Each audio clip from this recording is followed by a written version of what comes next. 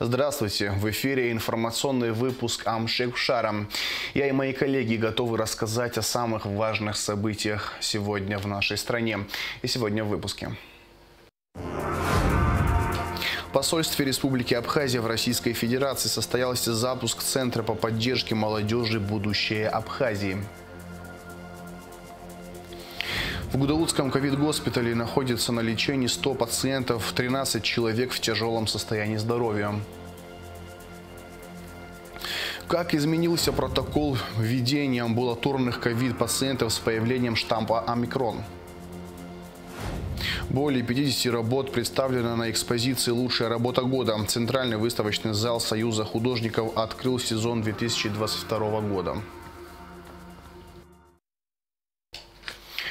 100 пациентов, 13 из которых в тяжелом состоянии здоровья. Наша съемочная группа в очередной раз посетила красную зону Гудаутского ковид-госпиталя.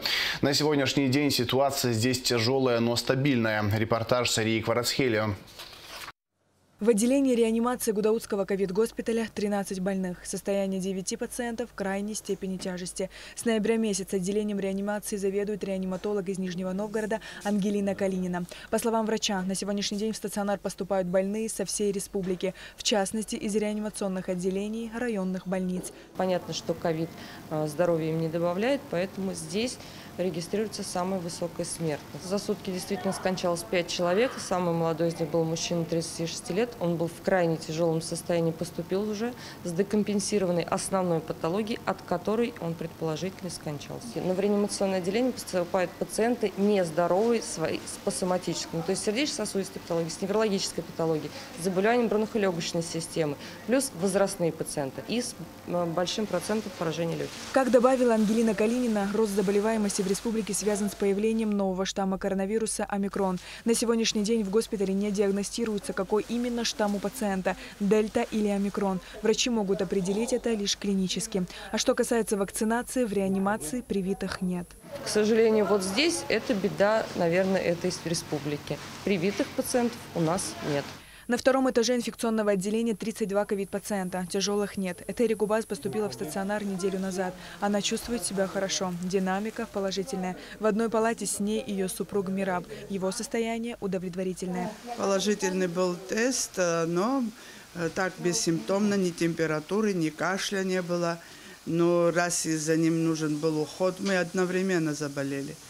Я вот здесь все анализы проверила, КТ сняла, у меня все чисто. Я не вакцинирована, потому что я работаю в школе, оказывается, я уже перенесла в легкой форме, и у меня были антитела. Вот эти антитела меня и выручили сейчас.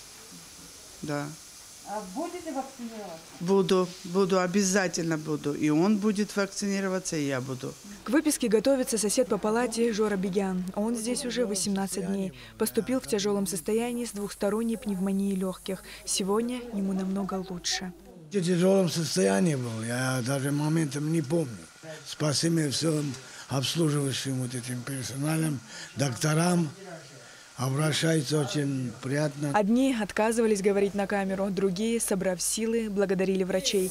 Святые люди, я благодарна вам. Вы меня спасли. Благодарю вас бесконечно. Ой, состояние было плохое, конечно, сейчас лучше очень. Я хочу просто благодарность большую объявить каждый, который в халате. Я не знаю, тут люди такое творят. Ой, спасают. Я благодарна. Меня спасли уже 2 недели назад. Я в плохом положении поступила. Я таких вообще, у меня уже 66 лет. Я не видела нигде таких врачей. Я уже не умру.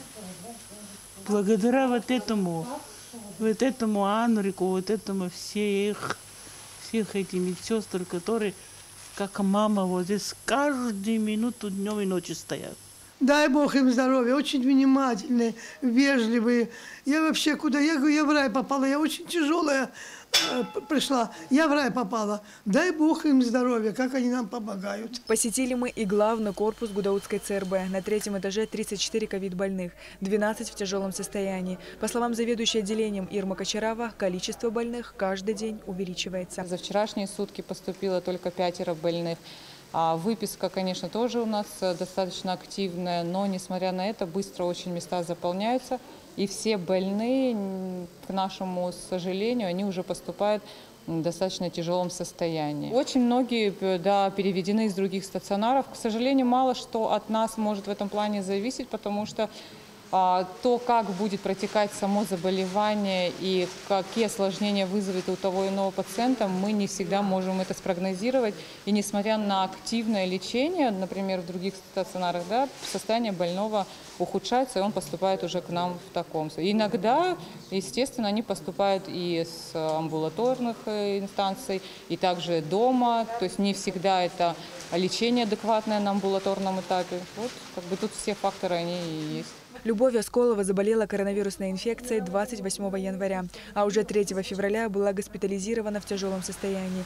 Сегодня она со слезами на глазах благодарит врачей, отмечая их трепетное отношение. Заболела случайно. Видимо, кто-то меня наградил. 28 числа мне стало плохо, поднялась температура. С 28 вот болею до сих пор. Привезли меня сюда 3 числа ночью с температурой 39. Горела 2 дня. Я очень благодарна врачам, которые здесь находятся. Это золотые люди. Как они обслуживают нас. Они ходят в день по 3, по 4, по 5 раз. И целой делегацией. Не просто один кто-то заглядывает. Все обследовали. Меня поставили на ноги. Я уже здорова. Спасибо огромное. Вот сейчас теперь поставлю мужа на ноги. И тогда все будет хорошо. Вы вакцинированы были? Я была вакцинирована лайтом 1 сентября. Вот. А ревакцинироваться не успела. Сказали, что надо, говорит, через полгода. И вот не успела, может быть, поэтому вот так тяжело В любом было. случае вы перенесли болезнь легко. Вакцина все равно играет свою роль, да, то есть быстрее поддаются лечению и встают на ноги. А у Льва Коломина недоверие к прививке было больше, чем страх перед болезнью. Самая большая проблема распространения такого рода сомнений – это эффект толпы. Люди обсуждают вакцинацию со своими соседями, друзьями и коллегами. В итоге поток информации обрастает новыми подробностями, как снежный ком, говорит он. Даже несмотря на то, что Лев Коломин попал в ковид-госпиталь, делать прививку он не готов. Знаете что? Я опять, как всегда, как по рекламе, что не сделаешь прививку, а потом, а почему не сделал? И до сих пор под вопросом, надо или не надо. Надо, не надо. Конечно, желательно надо, но где-то еще подтайно такие есть мысли, что вдруг последствия какие-то. На 4-м этаже главного корпуса 20 ковид-больных. Есть и тяжелые. Нужно отметить, что в отделении развернули еще 24 койко-мест. Спад пациентов не наблюдается и на КТ. У нас как стабильно держалось от 30 до 50 человек. Каждый день мы их всех смотрим. У нас в основном поступают, вот предыдущую всю неделю у нас были те, которые с объемом поражения легких. То есть это те ковидные, которые болеют дельтой, штаммом дельта. Вот. А омикрон, который до этого у нас был, тоже были у нас пациенты, их было очень много, но у них не было никакого поражения легких, чисто они ПЦР подтвержденные, там какие-то изменения в анализе крови, а по легким у них было все чисто. И вот предыдущую неделю у нас тоже до 50 человек каждый день, и у всех практически КТ 0, и среди них дельта тоже, конечно, была. Но эта неделя у нас ужасно тяжелая, все пациенты тяжелые, у всех поражение легких от 50% и выше. На сегодняшний день в Гудаутской ЦРБ 100 ковид-пациентов. С медикаментами проблем нет. Однако ощущается острая нехватка младшего медперсонала.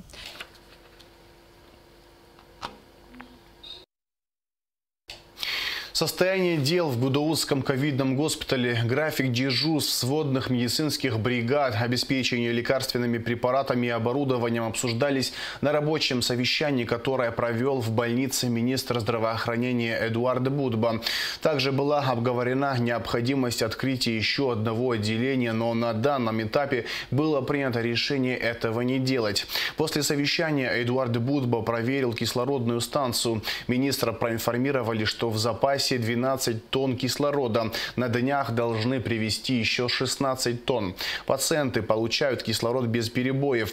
Больные также обеспечены трехразовым питанием. Сбоев нет. Эдуард Будба проверил и работу компьютерного томографа. КТ работает в штатном режиме. Большинство граждан республики проходят лечение от коронавирусной инфекции на дому. Многим из них после выздоровления необходимо предъявить по месту работы больничный лист. Если раньше при коронавирусной инфекции необходимо было находиться на изоляции как минимум 14 дней, то сейчас с появлением нового штамма омикрон протокол немного изменен. Подробности в репортаже Али Китрапш. Заместитель главврача Сухумской районной поликлиники, врач-гастроэнтеролог Асида Агрба, помимо своей основной работы, ведет и больных коронавирусом. Общение с пациентами происходит дистанционно, по телефону. На каждого заведена карточка. Лечение назначается в зависимости от комплекса клинических симптомов. К сожалению, мы не имеем лаборатории, которая может дифференцировать дельта-штамм или от омикрон-штамма. Но мы по клинике уже способны ориентироваться и понимать, что у нас это дельта-штамм или омикрон. Также по приказу Минздрава, если у нас мы ведем речь об омикрон-штамме, тогда у нас люди находятся на больничном 14 суток. Если у нас идет речь о дельта-штамме, они находятся на больничном 21 сутки. Пациент с температурой и недомоганием обращается в поликлинику. Нужно ли сдавать ПЦР-тест, решает врач после разговора с больным. Если у нас есть температура, если у нас есть слабость, головная боль, и это все у нас сутки, то мы всем даем ПЦР, направление на ПЦР-тестирование. А каким пациентам вы отказываете? Есть такие? Да, я предупреждаю, я говорю, вы знаете, вы сейчас слишком рано обратились, или если это не связано с заболеванием ПЦР, и там нету этой клиники, конечно, мы не даем ПЦР-тест, но это редкие случаи. А какая клиника в основном? Это вот высокая температура сколько дней должна быть? Она не должна быть высокой. Если она есть, и если у человека есть другие недомогания, то мы обязательно даем направление на ПЦР-тест. У нас сейчас перебоев с ПЦР-тестированием нет. Как вы знаете, нам привезли 50 тысяч тестов в страну, и поэтому перебоев с этой диагностикой у нас нет. Всем работающим в учреждениях и организациях гражданам открывают больничный лист. Согласно протоколу амбулаторного лечения ковид-пациентов, время нахождения на больничном варьируется от 14 до 21 дня, в зависимости от течения болезни. При этом решение о необходимости сдачи повторного ПЦР-теста принимает лечащий врач. Мы у них спрашиваем, естественно, где вы работаете, место работы. Мы это все зафиксируем, спрашиваем у них и им говорим, вот сегодня у вас положительный ПЦР-тест там от какого-то числа. Вы находитесь дома, лечитесь, находитесь на самоизоляции. Неважно, штамм дельта или омикрон. Когда они заканчивают уже свое заболевание, мы им снова даем направление на ПЦР-тест. Они получают отрицательный ПЦР-тест. И на основании положительного и отрицательного ПЦР-теста, когда они уже вылечились, они приходят к нам, и мы им в этот день выписываем больничный лист. В Сухумской городской поликлинике номер 1 ежедневно врачи-терапевты ведут прием граждан с подозрением на ковид. Здесь также решение, сдавать тест или нет на ковид, принимает врач. Поликлиника обеспечена экспресс-тестами. Помимо ковид-пациентов, участковые врачи принимают и амбулаторных больных. Каждый из нас ведет очень много. У меня где-то человек 40 на сегодняшний день. Тех, которых я отправила, те, которые остались. Например, в среду у меня было совершенно новых, это первичных, было 27. И каждый день по 10, 15, 20, вот и посчитайте, сколько бывает. У них клиники разные совершенно. То есть омикрон, говорят, что он очень легкий, но не всегда. Вот. Молодежь, она как-то более легче переносит, пожилые тяжелее переносят. Теперь нельзя сказать, что там они на 4-5 день уже побежали. Нет. Такого некоторые бывают, что и на 7-й, на 10-й день уже себя хорошо чувствуют. а некоторые 14 дней приходится держать, потому что общая слабость, повышается там белок, КТ смотришь, что уже бывает и 10%, и 15%, и по-разному. Как сообщила Лариса Чкадова, если у ее пациента легкое течение болезни, то он находится на больничном от 7 до 10 дней. В случае, если у больного не очень хорошие анализы, то больничный продлевается до 21 дня. При этом стоит отметить, что в первой городской поликлинике повторно ПЦР-тест не сдают. Если человек себя чувствует плохо, у него поднимается температура, он первый обращается в поликлинику, в первый кабинет, звонит в регистратуру, это уже второй вариант, звонит в регистратуру, узнает, кто его лечащий доктор, участковый доктор, звонит участковому доктору, я ему даю на Wi-Fi, по WhatsApp направление, и они идут сдавать в инфекционную больницу. Но если человек не может пойти, то есть у него высокая температура, ему плохо, он встать не может, особенно это пожилых касается, конечно, мы вызываем бригаду на себя. Участковые врачи отмечают, что работают на пределе своих возможностей. Они заболевают и сами, но даже тогда не перестают вести пациентов. Я только вышла на работу с заболеванием, с детьми, которые у меня вот сейчас заболели в этот же период, я принесла домой. И я вынуждена дома следить за их здоровьем, лечить их, вне зависимости от того, что как мы болеем, не болеем, наши семьи болеют или нет, мы больных не оставляем. Учитывая сложную эпидситуацию в республике, медики призывают граждан соблюдать меры предосторожности. В случае появления симптомов болезни не заниматься самолечением и обращаться к специалистам. Аля Катрапш, Михаил Братухин, Абхазское телевидение. Центральная избирательная комиссия утвердила график теледебатов кандидатов в депутаты Народного собрания. Трансляция предвыборных дебатов на канале АГТРК начнется 17 февраля и завершится 11 марта. Откроют дебаты кандидаты в депутаты от 11-го Бзыбского и 34-го Ткварчалского округов. О том, в каком формате будут проходить теледебаты, рассказал председатель Центра избиркома Дмитрий Маршан. 12-й. На сегодняшний день 110 кандидатов зарегистрированы в выборы Народного собрания. Вот, что касается теледебатов, это возможность, которая предоставлена государством. Мы в Центральной избирательной комиссии провели жеребьевку. Вот, с 17 числа начинаются теледебаты вплоть до 11 марта. Вот, это последний день дебатов, которые будут перед выборами 12 марта. Каждый день будут проходить по 2 округа. Первыми попали по жеребьевке, это 11-й округ и 34-й округ. Эта информация будет для того, чтобы люди могли подготовиться к эфирам. Это будут прямые дебаты, где могут телезрители задавать различные вопросы, актуальные для сегодняшнего дня. И также, я думаю, что самим кандидатам, для них это тоже возможность показать свои знания, способности, предоставить программу. В посольстве Республики Абхазия в Российской Федерации состоялся запуск Центра по поддержке молодежи «Будущее Абхазии», где на конкурсной основе будет оказываться содействие абхазской молодежи в обучении и прохождении стажировок в России. Подробности в материале пресс-службы МИДа. В посольстве Республики Абхазия в Российской Федерации состоялся запуск Центра по поддержке молодежи «Будущее Абхазии». Координатор центра Эдгар Гвазава рассказал о том, как будет проходить отбор кандидатов. Механизм отбора кандидатов проводится на конкурсной основе. Кандидат заполняет анкету на сайте посольства Республики Абхазия или Министерства иностранных дел Абхазии, указывает сферу, в которой он хочет повысить свою квалификацию, и прикрепляет видеорезюме. В случае прохождения первого этапа кандидат приглашается на собеседование с сотрудниками посольства Абхазии, в ходе которого претендент должен будет продемонстрировать свою общую эрудицию, знания, компетенции в той сфере, в которой он намерен повысить свою квалификацию. Инал Арзенба пожелал сотрудникам Центра успехов в нахождении достойных кадров, а также подчеркнул важность поддержки талантливой молодежи для дальнейшего развития Республики Абхазия. Центральный выставочный зал Союза художников возобновил свою работу. Новый культурный сезон после длительного карантина открылся экспозицией «Лучшая работа года». На ней представлены картины заслуженных мастеров и начинающих художников. На выставке побывала и наша съемочная группа. Репортаж Эсмы Голандзе. Выставка «Лучшая работа года» открылась еще в декабре. Однако из-за действовавших ограничений она прошла в закрытом формате. Победителями экспозиции стали 3 работы. Среди них картина художницы Абшихагба под названием «Ночной разговор». Второе место заняла скульптура из гипса «Виктория» художника Виталия Джения.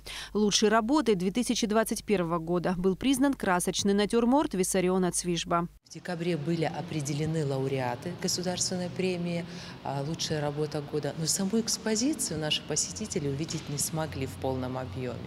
И нам показалось, что будет очень обидно, если такой вот срез нашего современного искусства, который обычно можно увидеть раз в год, мы не успеем показать зрителям и перейдем на следующий год.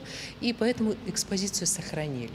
Она такая же, какая была в декабре. В экспозиции принимают участие заслуженные мастера и начинающие художники. Всего здесь представлено более 50 работ.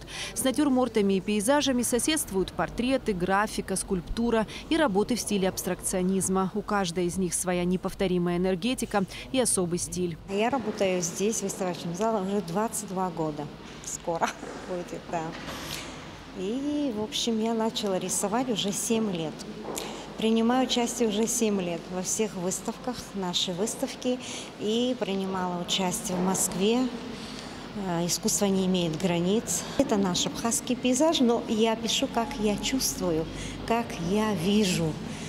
Как бы так. Ну, пишу по-разному, иногда акрилом, иногда карандашами. Все, что попадается, все, что как открывается. Все желающие могут посетить выставку до 21 февраля. Работы можно было увидеть и в онлайн-формате. А теперь, наконец, выставка работает вживую. С большим удовольствием я сегодня пришла. Ну, что хочу сказать. Я не художник, не могу оценить, но люблю картины. Меня впечатлила вот эта картина Мукба, впечатлила Джомиади, впечатлила там Карлина Власова, Саида Озба. Работы впечатлили. И я всегда с удовольствием хожу, я очень давно хожу. Я даже помню Бубнову, которая там сидела, ее личная выставка еще очень давно была. В планах ЦВЗ различные проекты. Среди них большая выставка к 155-летию Александра Чачба-Шервашидзе. Экспозиции, частные собрания и Сухум праздник, который всегда с тобой. Ряд персональных и тематических выставок. Сейчас ЦВЗ готовится к ежегодной весенней выставке. Весенняя выставка – это ежегодная традиция. Но каждый год мы стараемся раскрывать и исследовать какую-то отдельную тему.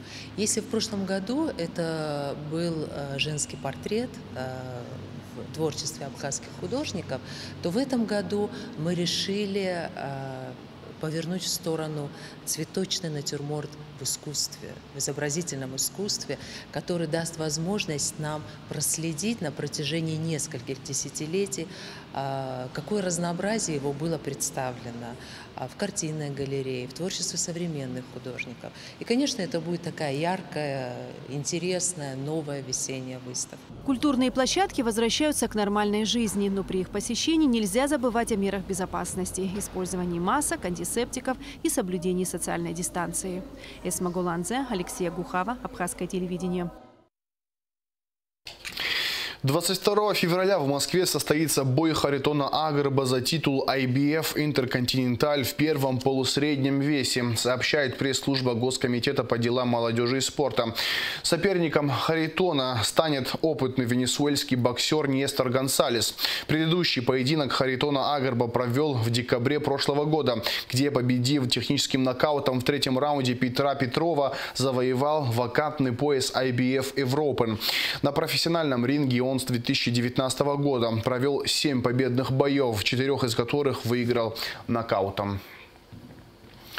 В среду, 16 февраля, часть Сухума останется без воды, сообщает столичный водоканал. Подача питьевой воды будет прекращена в новом районе, старом поселке, на улицах Эшба и Адыгейская, в районе Виема и в центре города с полуночи до 24 часов. Отключение связано с переключением старого стального напорного водовода, проложенного от улицы Дбар до улицы Айтгалара. И в завершении выпуска о погоде. По сообщению Гидромедцентра, во вторник, 15 февраля, на территории Абхазии ожидается переменная облачность без осадков. Температура воздуха ночью 1,6, днем 6-11 градусов тепла. Температура морской воды плюс 8 градусов.